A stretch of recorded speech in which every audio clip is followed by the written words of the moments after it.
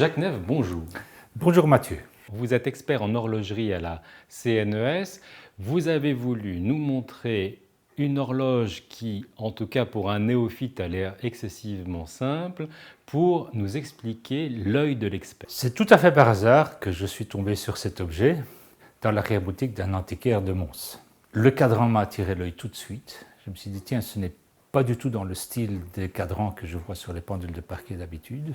Je n'ai pas reconnu le style non plus. J'ai regardé si l'ensemble avec la boîte correspondait, si ce n'était pas un mariage de deux éléments. L'objet me plaisait, il n'y avait plus qu'une question de prix.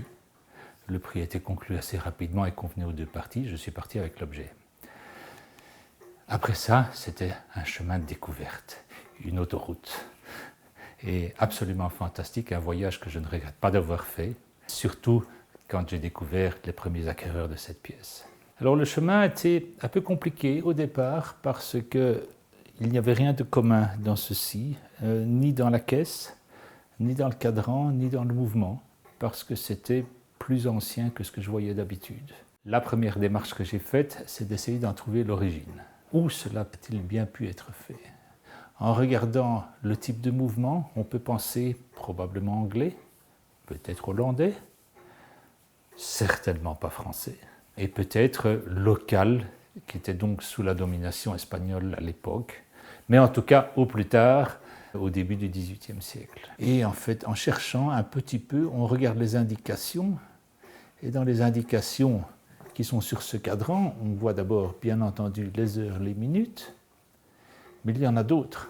Il y a le jour de la semaine, le quantième du mois, les secondes, les phases de lune au-dessus et l'âge de la lune en dessous. Ce qui est assez exceptionnel pour ce type de cadran et surtout montré comme ça.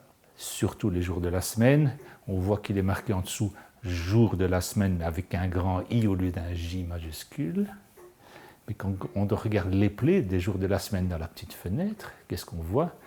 Vrij, zater, zon. On est en néerlandais. Donc, on n'est certainement pas en Angleterre. Il y a du français, il y a du néerlandais. On est au Brabant. À partir de là, il fallait chercher qui sont les propriétaires des armoiries. Ce sont des armoiries de mariage, effectivement, parce que gauche et droite sont radicalement différentes. Et c'était souvent ce qu'on faisait sur des cadeaux qui étaient présentés lors des mariages ou des commandes spéciales. Donc, si c'était Brabançon, il y avait des chances que je puisse trouver l'origine de ces armoiries à l'Association de la Noblesse à Bruxelles. J'ai pris donc le cadran sous le bras et je suis allé à l'Association de la Noblesse et j'ai demandé aux personnes qui étaient là, il y avait des kilomètres de documentation qu'on pouvait accéder, etc. Mais j'ai demandé de l'aide, on m'a dit « Ah oui, c'est très bien, mais on ne sait pas si c'est belge ou si c'est autre chose ». Alors j'ai dit « Bon, par déduction, on peut croire que c'est de toute façon local. On ne peut pas parler de la Belgique qui n'est née qu'en 1830 ». Donc on parlera ici de ce que c'était à l'époque, mais comme on ne sait pas encore la dater, est-ce qu'on était sous domination espagnole, française ou autre. On cherche un petit peu et on trouve, après une heure, on trouve les armoiries de gauche à qui elles appartiennent. Et elles appartiennent effectivement à quelqu'un d'important, de la famille Christin. C'était une famille riche, importante, avec beaucoup de terres et beaucoup de titres. On a donc pu retrouver facilement, d'après les armoiries, qui étaient les personnes qui avaient commandé ça et pour quel mariage. Et d'ailleurs, on a retrouvé tout de suite leurs portraits aussi. Les voici. Il s'agit donc ici de Libert François Christin, vicomte de Tervuren et de Duisbourg, conseiller au Conseil souverain du Brabant par Charles II, conseiller au Conseil de l'Amirauté suprême, vice-chancelier du Brabant, et de Madame Isabelle Françoise Walravens, bourgeoise du Brabant, d'une famille très importante et très bien établie. On sait aussi que le mariage a eu lieu en 1670, et ça c'est important parce que ça nous la ramène très tôt dans la fabrication des pendules de parquet en Belgique, dont l'apogée était vraiment à partir de 1750, surtout en région liégeoise, mais il y en a eu aussi à Bruxelles, à Gand, à Anvers et ailleurs. Ce boîtier, effectivement, est plutôt 18e siècle, local, oui, mais probablement post-date la pendule de 50 ou 60 ans. Il est aussi beaucoup trop sobre et de décoration beaucoup trop simple pour avoir été avec cette pendule. Par contre, ce qu'on sait avec certitude, c'est que ce boîtier a été fait pour cette pendule, mais postérieurement, qu'il n'est donc pas sa première coquille, si on peut dire. Donc, On ne sait pas dans quoi cette pendule a été livrée à l'époque, probablement dans un boîtier beaucoup plus riche, plus haut, plus imposant, avec soit de l'ébène, peu probable, plutôt du poirier noirci, comme ça se faisait à l'époque, à la fin du XVIIe, ou aussi ça pourrait être à la mode hollandaise avec beaucoup de marqueterie. Ça restera un mystère, on ne sait pas. Ça pouvait être aussi encastré dans un meuble beaucoup plus grand, ce qui expliquerait pourquoi il en a été séparé depuis lors, ou même dans un lambris, dans un mur. Tout ça, ce sont des possibilités, ça restera de la conjecture. Toujours est-il que ce boîtier était entièrement construit pour cette pendule, parce que le match est absolument parfait, la manière dont le cadran se marie à la fenêtre est parfaitement exact comme il doit être, vraiment dans les règles de l'art. La lunette du balancier qu'on voit ici est parfaitement alignée au trou pour quelqu'un qui se trouve à environ 1 mètre devant la pendule pour qu'on puisse le regarder très légèrement vers le bas. Les poids, heureusement, ont survécu, les poids et le balancier ont survécu avec la pendule, surtout ce balancier qui est très particulier, un balancier en soleil en plomb doré à 2 faces, c'est-à-dire qu'on le tourne dans un sens ou dans un autre, il sera toujours bon. Jamais vu non plus, c'est très antérieur aux grandes lentilles en laiton qu'on verra plus tard au XVIIIe et au XIXe siècle. Les poids ici sont bien entendu accrochés avec ce qu'on appelle du boyau de chat. Dans les termes usuels en Belgique et en France, et en français, on appelle ça du boyau de chat. C'est le même matériau dont on faisait des raquettes de tennis quand nous étions jeunes. Ça se faisait toujours. Mais ça n'a rien à voir avec les chats, parce que s'il fallait tuer suffisamment de chats pour produire ça, je crois qu'il n'y aurait plus de chats, il y aurait plus de chats en Europe depuis bien longtemps. En fait, le boyau de chat vient d'une traduction de l'anglais, parce que les Anglais disent catgut, mais en fait catgut est un raccourci de cattle gut, et cattle gut ça veut dire du boyau de bovin. Et donc ceci c'est bien du boyau de vache réellement. Donc c'est un terme qui est passé du français à l'anglais et qui est revenu en français dans l'autre sens, et bien peu de personnes le savent, mais c'est amusant, c'est une belle anecdote. Qu'est-ce que le boîtier nous apprend en plus du fait qu'il n'était pas d'origine?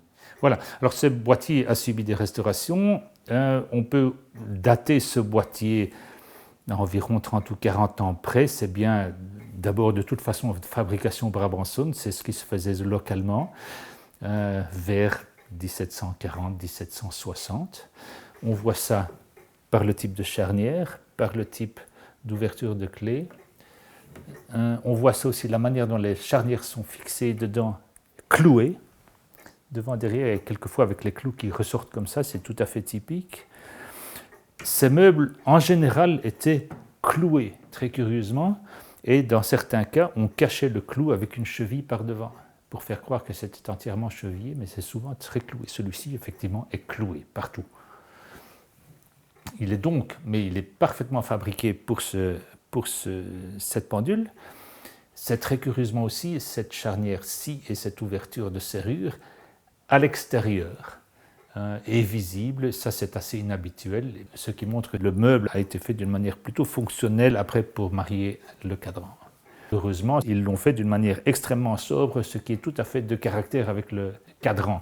Et c'était assez typique à l'époque d'avoir des cadrans très sobres, mais d'un modernisme étonnant. Si on regarde ce qu'on appelle en anglais la chapter ring, c'est-à-dire la bague numérique qui indique les heures, elle est d'un modernisme avec cette espèce de pointillé qu'il y a autour, et toute la manière dont la quadrature est fait, le cadran est montré, ses aiguilles et tout est agencé, c'est sobre, ce n'est pas du tout surchargé. Mais c'est aussi l'avantage d'un boîtier comme ceci, c'est que la première chose qu'on regarde, c'est le cadran. Le cadran, pour une pendule, c'est vraiment la première chose qui doit attirer l'œil, et c'est pour ça que celui-là doit être vraiment le plus parfait possible. Et c'est ce qui vous a attiré lorsque vous l'avez vu au fin fond d'une remise ou d'une arrière-boutique d'antiquaire? C'est le cadran qui vous a interpellé? Tout à fait, tout de suite. C'est un cadran inspiré de ce qu'on faisait en Angleterre et un peu en Hollande à l'époque. Et effectivement, en Belgique, on en a fait un peu plus tard.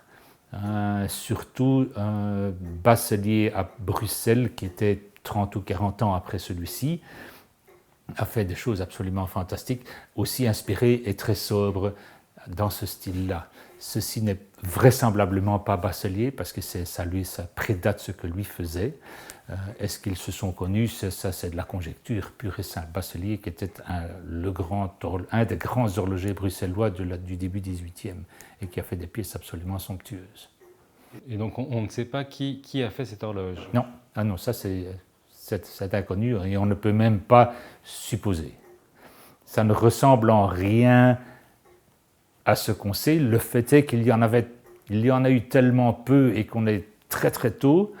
Ce qui est très intéressant, c'est que c'est quelqu'un qui était vraisemblablement très au courant de ce qui se faisait en Angleterre, parce que, pour parler de la technique cette fois-ci, elle a un échappement à encre, et les échappements à encre, en 1670, on est au tout début, quand ils sont apparus en Angleterre, à 10 ou 15 ans près. Donc c'est très tôt, et cette pendule n'a jamais eu un échappement différent qu'un échappement à encre, bien que celui-ci, la première version de l'échappement à encre qui a été posée dedans, a été modifiée très rapidement après parce qu'il ne marchait pas bien.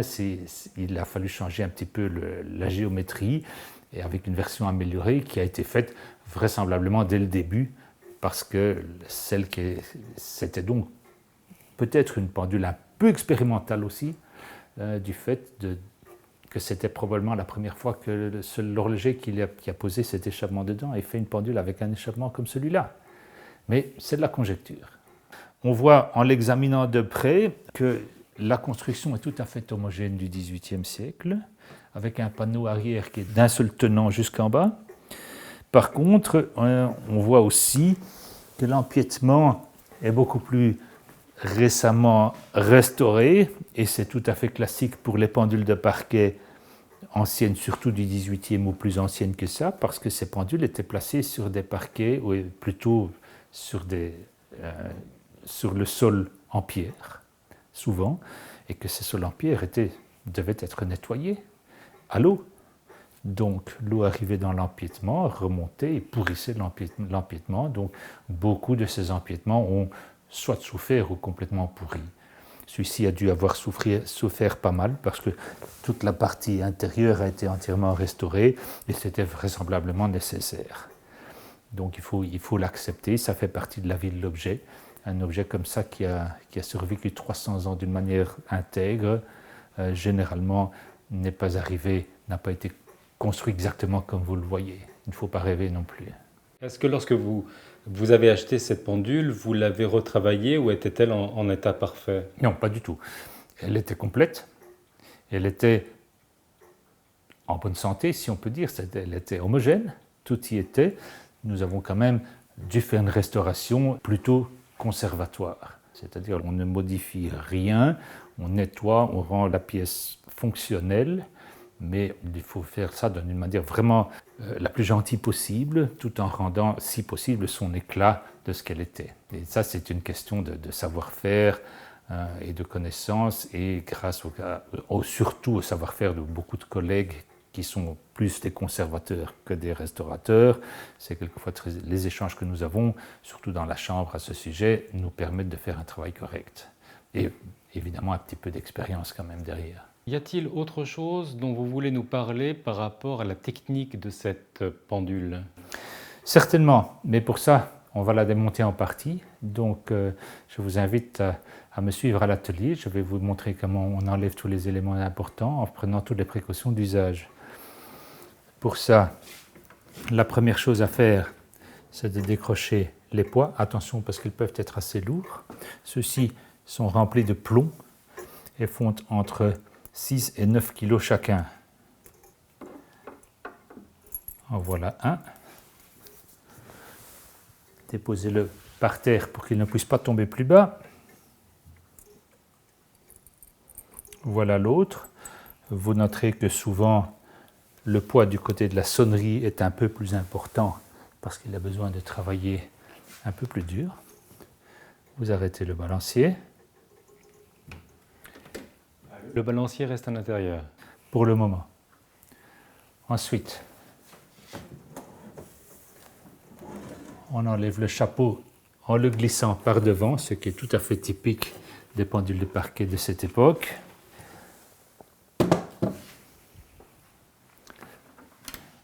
Maintenant, on décroche le balancier, puisqu'on a accès à l'intérieur ici.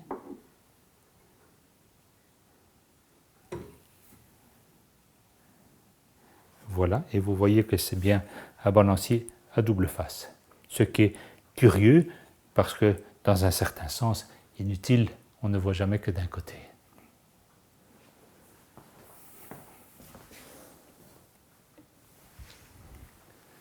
Ensuite, l'ensemble du mouvement peut être emporté. Assurez-vous que les poulies et le fil ne puissent s'accrocher nulle part, et simplement l'ensemble est posé dans la caisse. Et nous voilà partis vers l'atelier. Le premier examen que nous avons fait, c'est regarder ce cadran. Nous avons bien regardé les armoiries qui nous ont permis de déterminer qui était le commanditaire. On regarde la manière dont les aiguilles sont montées, la longueur des aiguilles très importante. On voit bien que l'aiguille des heures s'arrête au rail des heures, l'aiguille des minutes s'arrête au rail des minutes, et c'est exactement là qu'elles doivent être, ni trop longues ni trop courtes. Le rail des heures fait 4 divisions par heure, l'aiguille des minutes en fait 5, ce qui est tout à fait normal.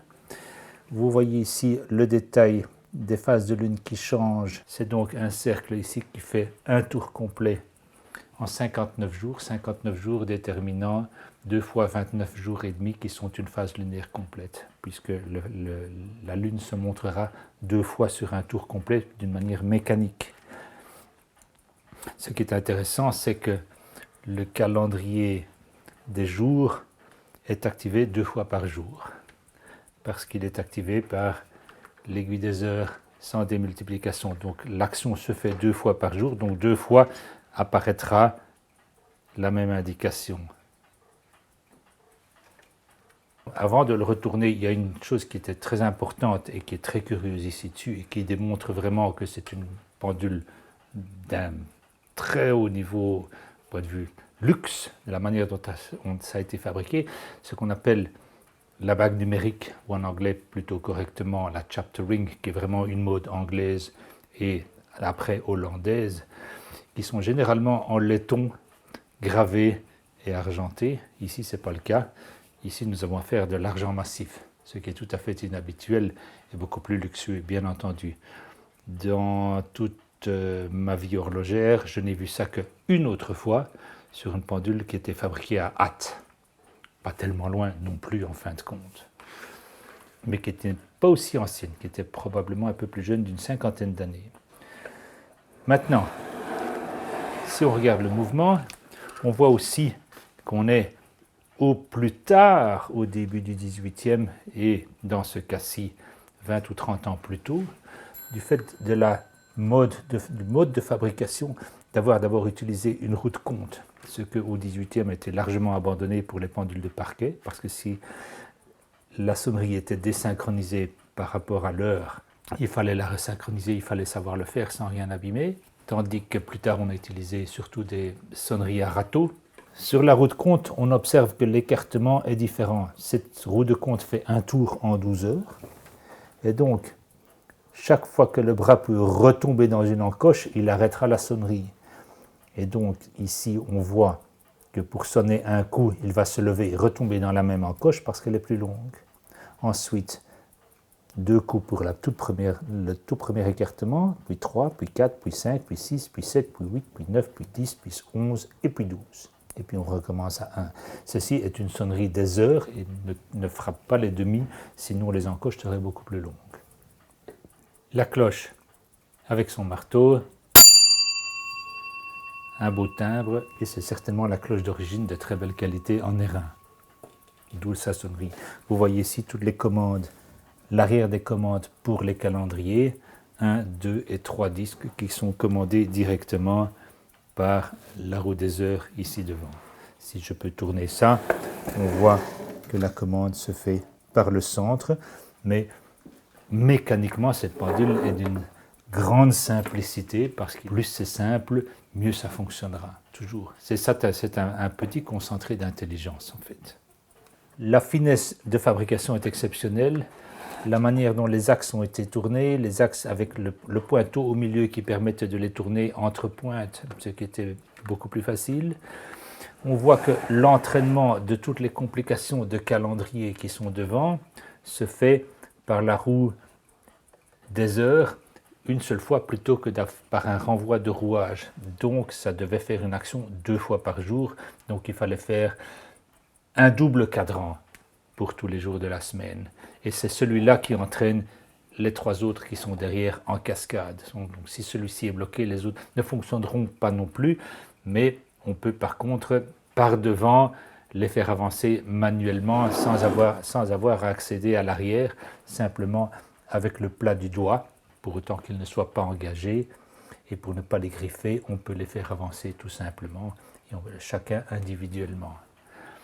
Ce qui est intéressant à noter, c'est que c'est un échappement à encre et qu'on est tout à fait au début de l'utilisation des échappements à encre qui étaient beaucoup plus pratiques et beaucoup plus faciles et beaucoup plus précises que les échappements à verge qui leur ont précédé. C'est une invention anglaise, mais c'est intéressant, on peut voir que ce n'est pas la première version de l'échappement à encre qui n'était pas très bonne, dont la géométrie n'était pas très bien étudiée et dont la précision n'était pas particulièrement bonne. Ceci, on est déjà une version améliorée qui prenait un écartement plus grand des dents, avec une encre et son axe beaucoup plus bas sur la roue d'échappement. Et effectivement, quand on l'examine de près, on voit que la première version a dû exister juste avant, parce que le plantage des roues est un peu différent. Le plantage, de l'encre de l'échappement est plus bas qu'à l'origine et que ça a été très légèrement modifié, bien que ça, à mon avis, a été modifié soit par son créateur ou peut-être par son successeur. Mais de toute façon, c'est encore une création du XVIIe siècle. Mais je suis persuadé qu'il s'est aperçu que la géométrie n'était pas très bonne et que donc il l'a modifié dès qu'il a vu que c'était possible et qu'une encre plus basse fonctionnait mieux. On peut donc vraiment la considérer comme une pièce unique en son genre, très tôt dans l'horlogerie belge, je dirais pour une pendule de parquet, ce qui confirme vraiment une fabrication d'un très haut niveau, mais particulièrement intéressante, surtout pour le cadran et la façon dont elle a été faite et par qui elle a été faite et pourquoi. Vous avez dit roue de compte. Oui. Qu'est-ce qu'une roue de compte? Une roue de compte, c'est ceci. C'est en fait la première instance, si on peut dire, d'une programmation non effaçable. C'est-à-dire, si on prend ça en termes anglais, ça s'appelle en termes informatiques, ça s'appelle un PROM. Programmable Read Only Memory. C'est-à-dire qu'on peut le programmer une fois, on ne peut plus le changer et ça fonctionne de manière régulière. Dans ce système-ci, le mouvement de sonnerie reçoit l'ordre par une commande mécanique du mouvement de sonner, et puis, suivant la position de cette roue au moment où elle est actionnée, la sonnerie précédente, elle sonnera toujours le nombre de coups suivants. C'est-à-dire que s'il a sonné 5 heures précédemment, le coup suivant sera 6, puis après ce sera 7, puis ce sera 8. Et il n'y a pas moyen de faire autrement. Si la sonnerie est désynchronisée, il faut faire pratiquement tout le tour pour que ce soit de nouveau resynchronisé. C'était une manière simple d'exécuter. Il y a eu d'autres procédés qui ont été appliqués, mais qui sont déjà apparus à la fin du XVIIe et au XVIIIe siècle, qui est la sonnerie à râteau, qui était plus compliquée, mais qui était synchronisée de manière permanente. Ce n'était pas encore le cas à cette époque-là. Jacques Neve, merci beaucoup. Merci Mathieu.